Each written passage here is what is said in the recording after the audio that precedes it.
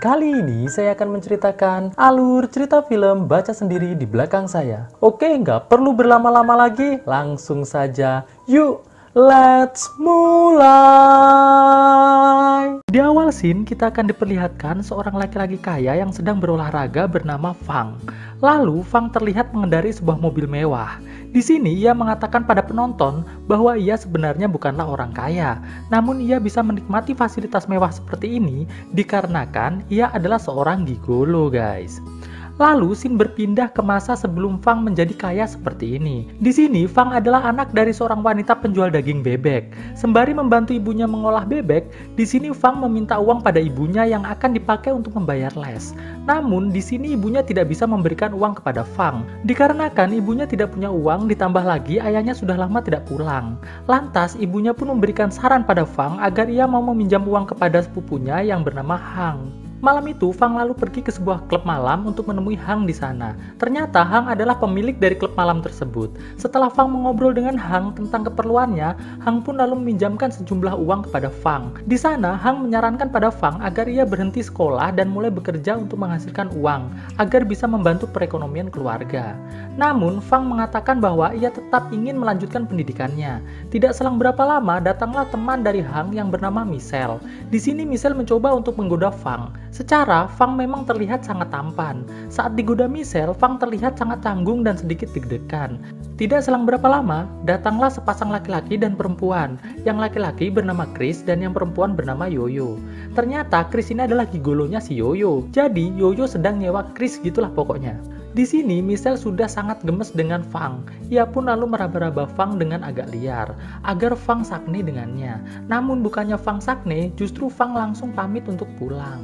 Di sekolahnya Fang, terlihat Fang sedang bermain basket. Di sini kita juga akan diperkenalkan dengan pacarnya Fang yang bernama Jolie.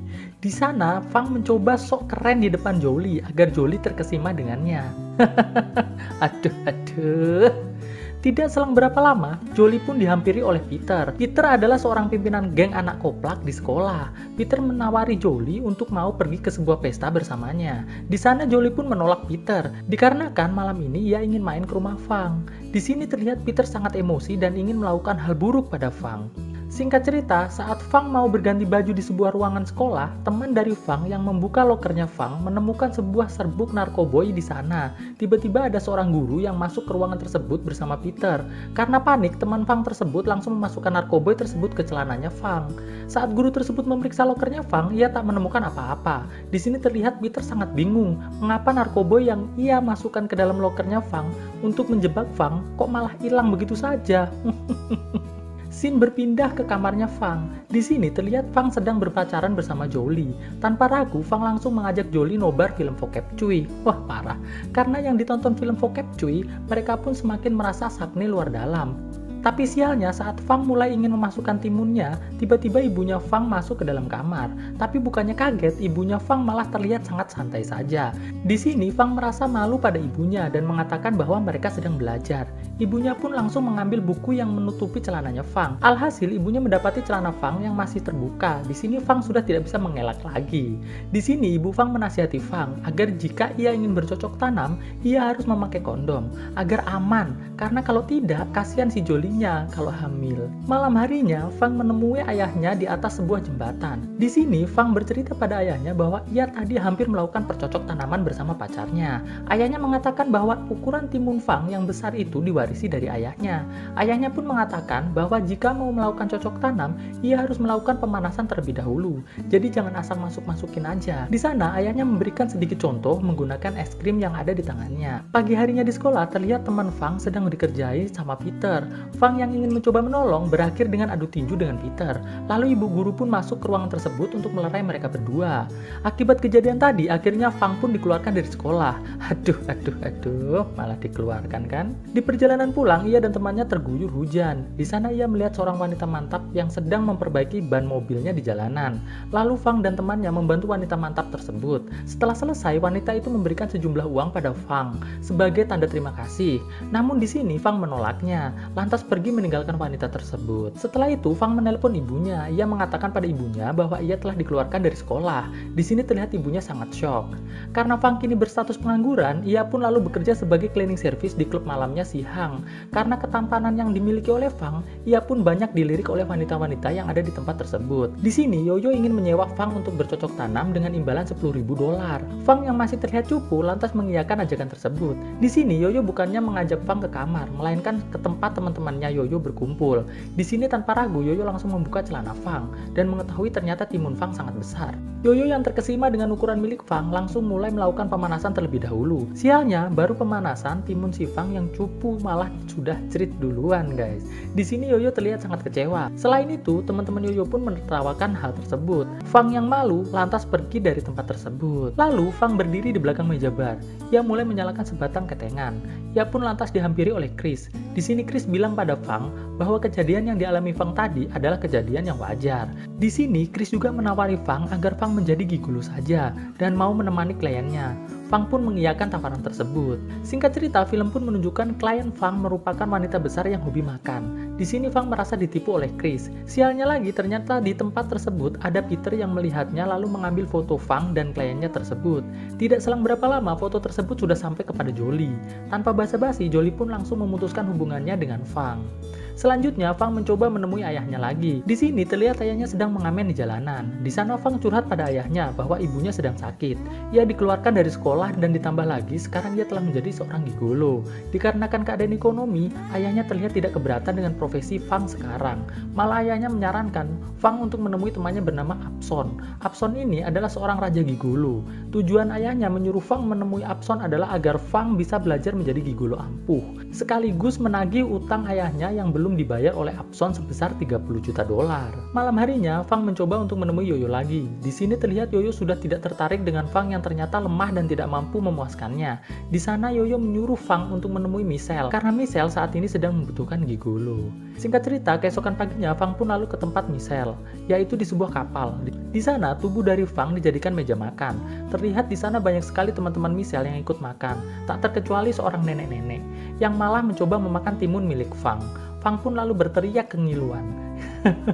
Digigit, guys. Selanjutnya di sini terlihat Fang sedang keluar dari ruangan kapal tersebut dengan menangis.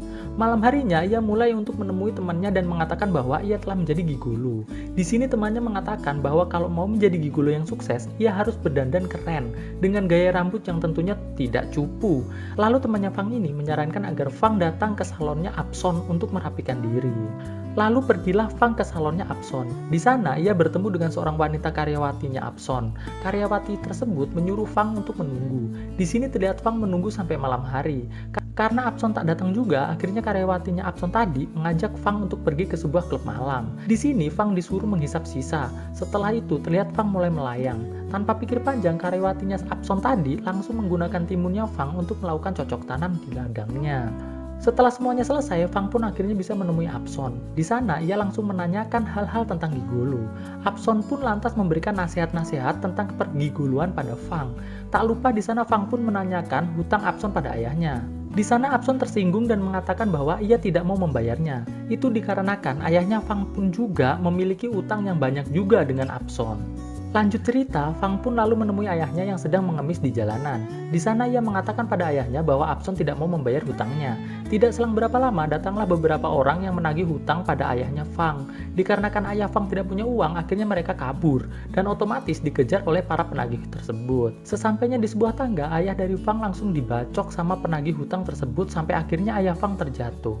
Selanjutnya, Fang pun lalu menagih hutang ayahnya kepada Apson lagi. Di sini Apson menantang Fang untuk bertarung melawannya. Jika Fang menang, maka ia mau membayar hutang pada ayahnya Fang. Tapi sial, sekalipun Fang tidak pernah bisa menang dari Apson. Setelah itu, Apson pun menunjukkan bakatnya sebagai raja gigolo, yaitu mengambil pil dari dalam gelas panjang menggunakan lidahnya. Di sana Fang ingin belajar cara melakukannya. Apson pun mengatakan pada Fang agar berlatih menggunakan koin, yaitu dengan cara menjilati koin tapi tidak boleh terjatuh. Terlihat Fang mulai sangat serius berlatih. Alhasil ia pun berhasil melakukannya dan menunjukkannya pada Apson. Di sini terlihat Apson pun bangga dengan keberhasilan Fang. Malam harinya, Fang datang ke sebuah klub malam lalu langsung mengajak Yoyo untuk bercocok tanam. Di sini Yoyo merasa sangat puas dengan permainan Fang. Setelah kejadian tersebut, akhirnya Fang pun sukses menjadi gigolo yang paling laris. Singkat cerita, Michelle ikut memesan Fang untuk melayani bercocok tanam. Alhasil Michelle pun sangat terpuaskan dengan Fang. Selanjutnya, Fang mengantar temannya untuk casting sebuah film yang berjudul Raja Gigolo. Namun sutradara yang bernama Chow ini malah tertarik untuk memakai Fang dalam film tersebut. Di sini kita bisa lihat ternyata sutradara film tersebut adalah wanita yang dibantu Fang untuk mengganti ban mobilnya tempo hari. Setelah acara casting tersebut, Chow mengajak Fang untuk menemaninya ke sebuah pesta. Dan Fang disuruh mengaku sebagai pacarnya. Di sini terlihat Chow dan Fang layaknya sepasang kekasih. Tapi ternyata teman Chow ini adalah Peter, yaitu teman sekelasnya Fang, yang membuat Fang dikeluarkan dari sekolah. Lalu mereka pun mengobrol-ngobrol sambil minum-minum. Terlihat Chow dan Fang mulai agak tidak sadar. Si Fang yang merasa ada yang aneh dengan minumannya, ia pun lalu mencoba memuntahkan apa yang telah ia minum di WC. Saat Fang ke WC, Chow dibawa Peter masuk ke kamar dengan niat ingin melakukan tanam paksa pada Chow. Sial untuk Peter. Fang yang mengetahui hal tersebut langsung memukul kepala Peter sampai pingsan. Tidak sampai di situ saja, Fang pun menyempatkan diri memfoto timun kecilnya Peter yang ternyata memang kecil dan cupu. Saat di perjalanan, Chow pun sadar. Fang langsung menceritakan apa yang telah terjadi. Singkat cerita, Fang dan Chow akhirnya berpacaran. Karena sudah merasa nyaman dan serius, akhirnya Chow pun mengajak Fang untuk bertemu dengan keluarganya. Di sini Fang dikenalkan pada ayah Chow yang bernama Ben. Tak lama berselang, datanglah istri dari Ben yang ternyata adalah Michelle, yang merupakan langganan dari Fang. Di sini terlihat Fang dan Michelle pun kaget. Mereka pun berpura-pura berkenalan. Selanjutnya, Fang pun diajak Ben untuk melihat-lihat benda-benda koleksinya, yang merupakan senjata tajam. Ben mengambil salah satu benda tajam di situ, lalu mengarahkan ke Fang, sambil berkata pada Fang, jika ia menyakiti anaknya, maka ia akan tewas. Selanjutnya, Fang mendapatkan SMS dari Michelle, yang mengajak bertemu Fang, untuk membicarakan masalah ini. Di sana, Fang mengatakan bahwa ia kini sudah menjadi aktor, dan akan berhenti menjadi gigolo. Di sana, Michelle mengatakan bahwa sebenarnya ia sangat mencintai Fang, dan ia sama sekali tidak rela jika Fang malah memilih anaknya untuk menjadi pasangannya. Mendengar hal tersebut, Fang pun langsung meninggalkan Michelle begitu saja.